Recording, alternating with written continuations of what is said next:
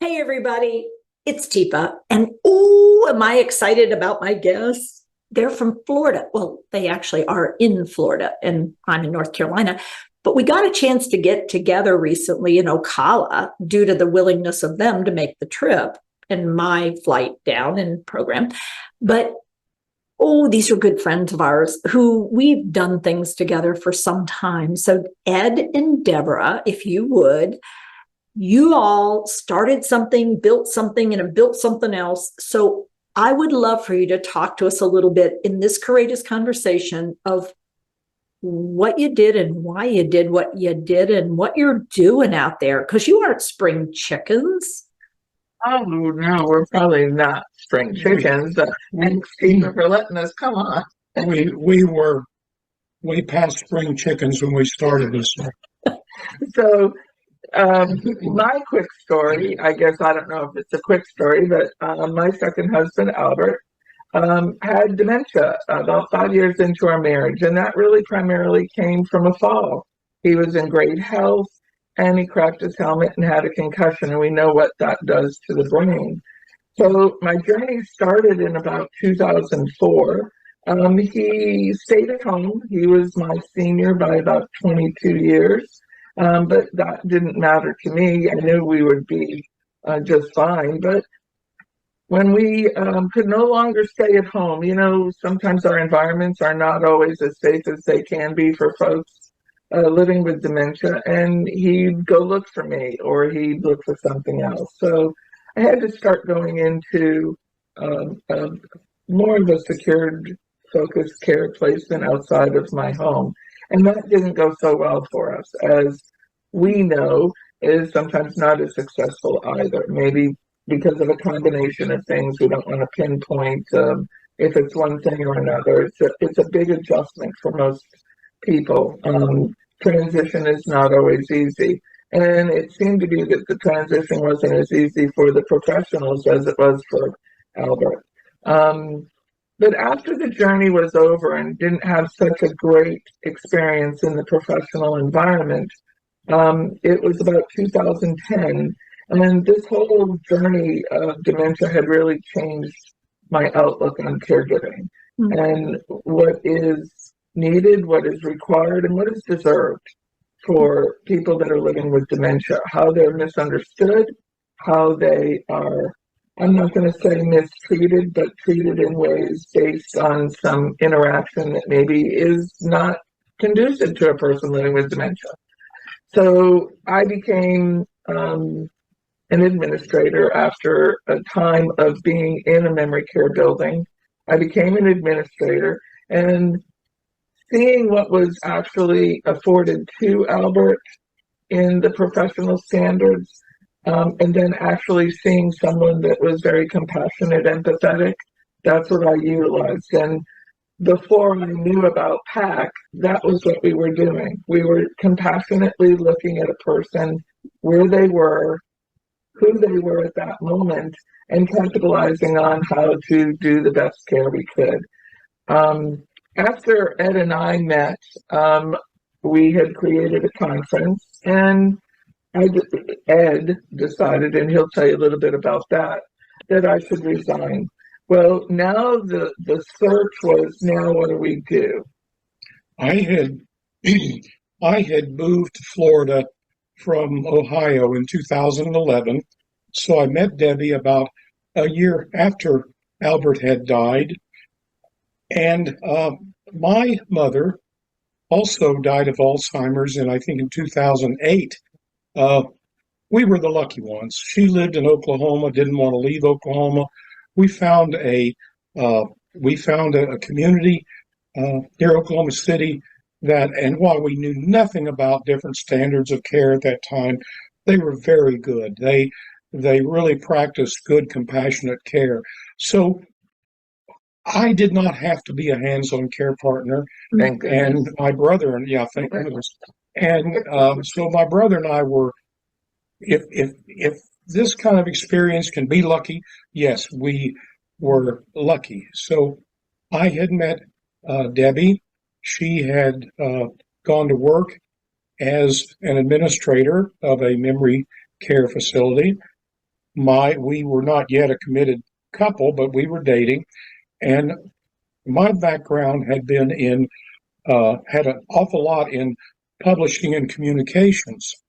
So I started on a voluntary basis to create a little newsletter for her community. And we didn't focus on the water feature or the flower beds out front. We focused on the people.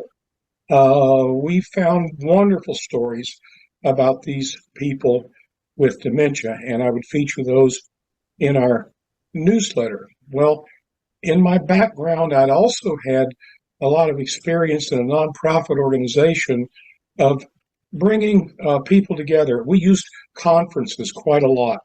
And so I said to Debbie, well, we had gone to a number of so-called dementia conferences and just heard nothing but nonsense about plaques and tangles. And we said to ourselves, where does this touch anybody? This just absolutely is nothing you can use.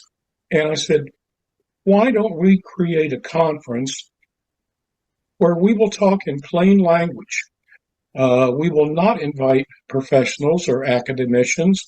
We will try to find speakers that have useful information for families living with dementia.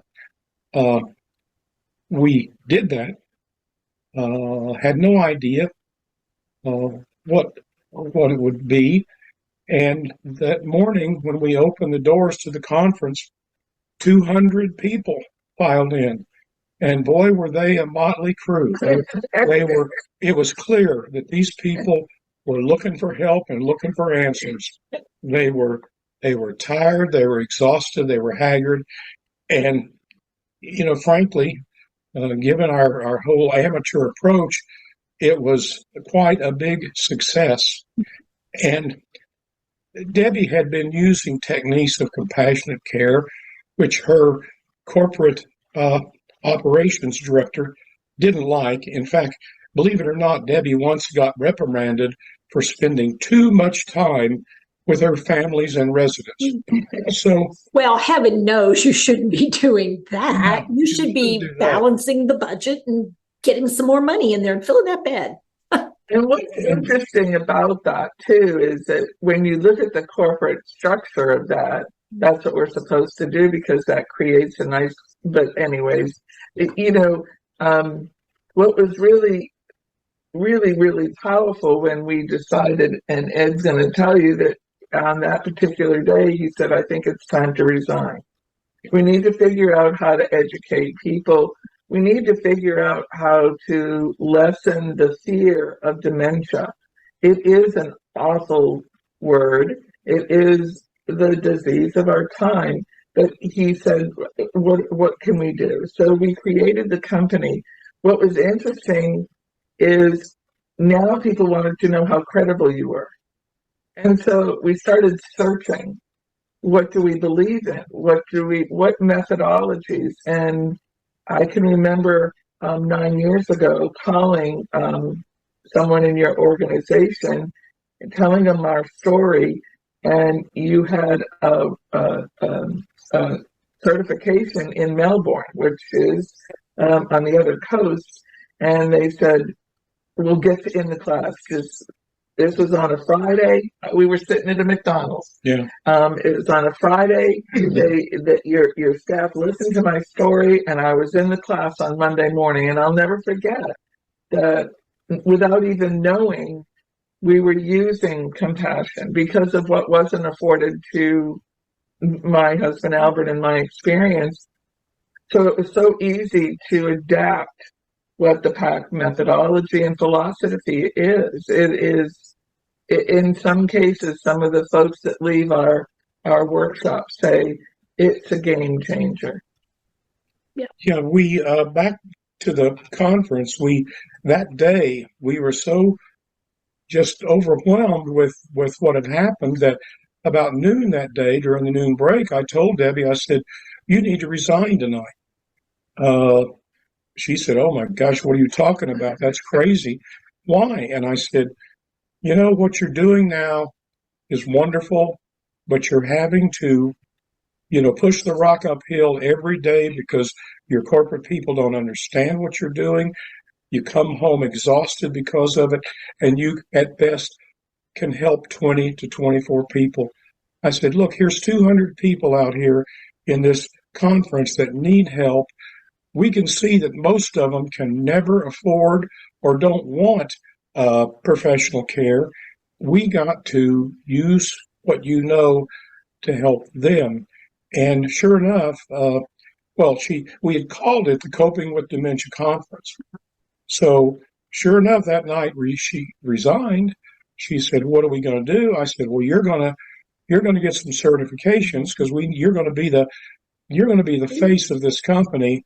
I'm going to get busy setting up a corporation, and I'll be your marketing, communications, and strategy guy." And as we looked for the direction for the company, we found some of these outfits that were quite willing to certify, but said, you cannot deviate from our curricula one iota, and number two, we're in the business of selling paper. You got to buy these big packets that you make money by passing on to your students. We didn't like that business about being inflexible. We had heard of PAC, and as we were surveying this field, as Debbie said, we suddenly discovered that very weekend you were in Melbourne, and Debbie got on the phone, set it up, and she jumped in the car and headed to the conference, to the training. And so we kind of feel that we've kind of taken PAC to the streets in our area.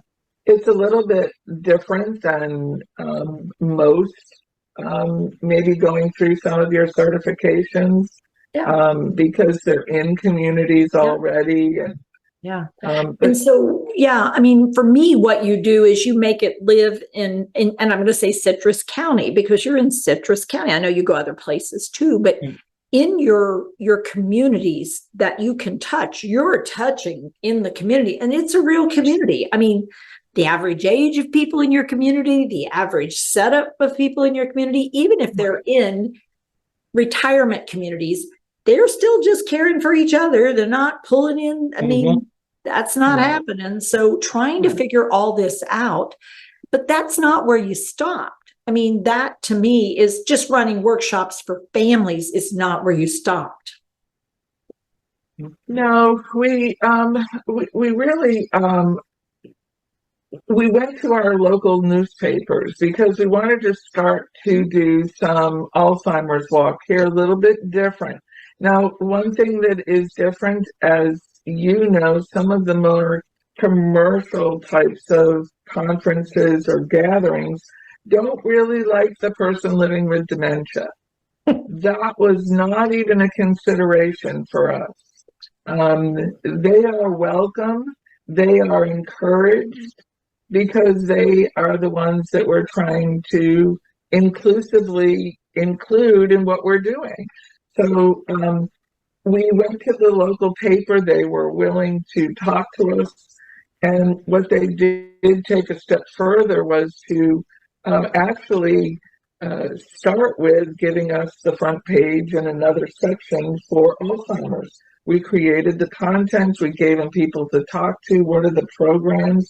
So we wanted to kind of open it up and see what is something that could work. What do we have in place? What are the resources? And now, probably we're going into our 8th year. Yes.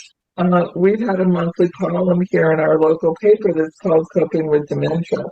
So we're making the community a little bit more aware. And as you know, Tifa, there isn't anybody that you seem to come in contact with that doesn't have some type of connection, either via neighbors, friends, or their own at this point. So it's starting to really not be. I guess another thing to look at is we feel comfortable to say that I'm not sure if dementia is in the shadows so much here in our areas. Yes, Yeah.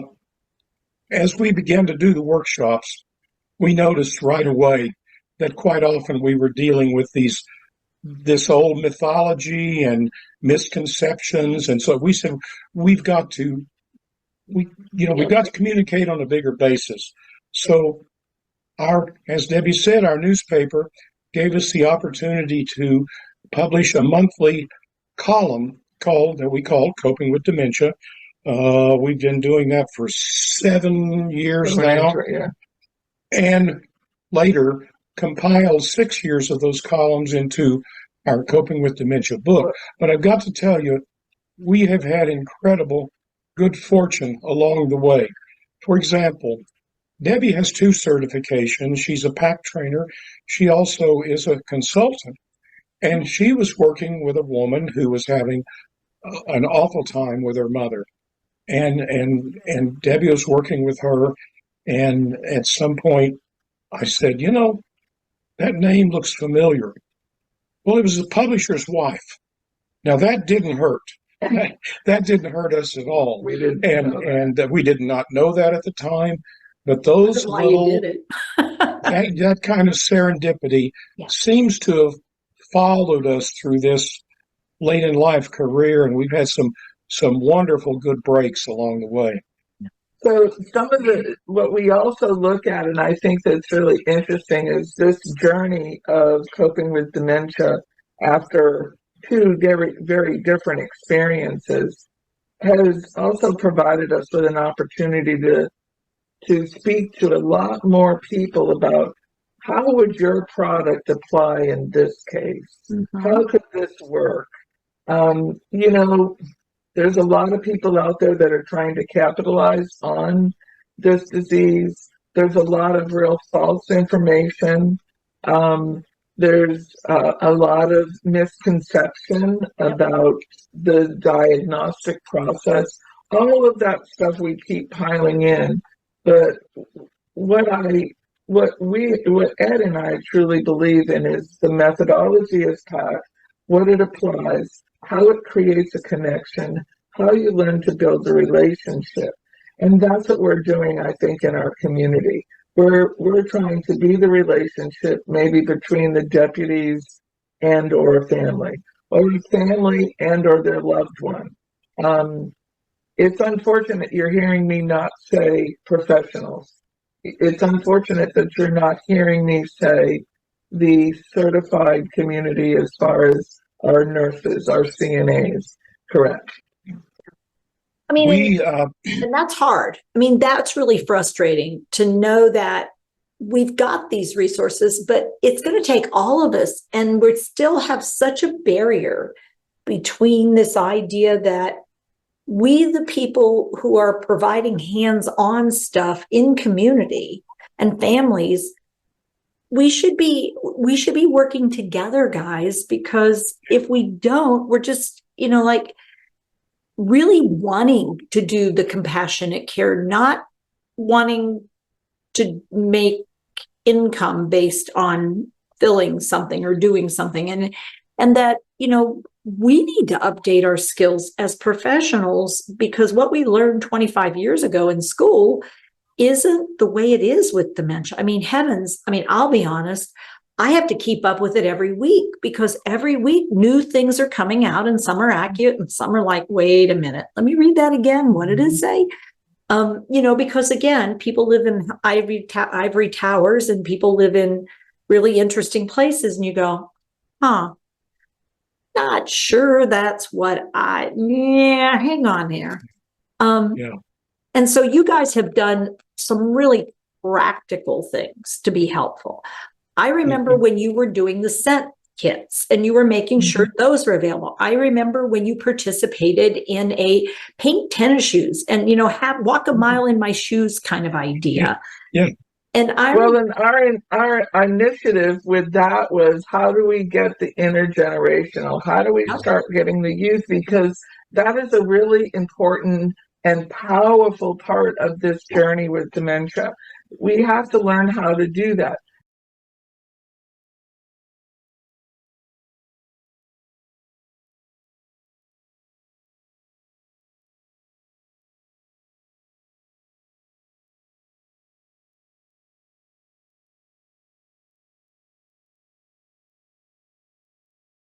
Hi, I'm Teepa Snow, and you just found our YouTube channel and watched one of our videos. I'm the owner and founder of Positive Approach to Care. Thanks for watching, and if you liked, if you have a comment about, or you would, please share it with people you know. Oh, and if you haven't yet done it, consider subscribing. We'll let you know when the next new video comes out, and you might want to visit our website, www.teepasnow.com, where you'll find other resources as well. See you there.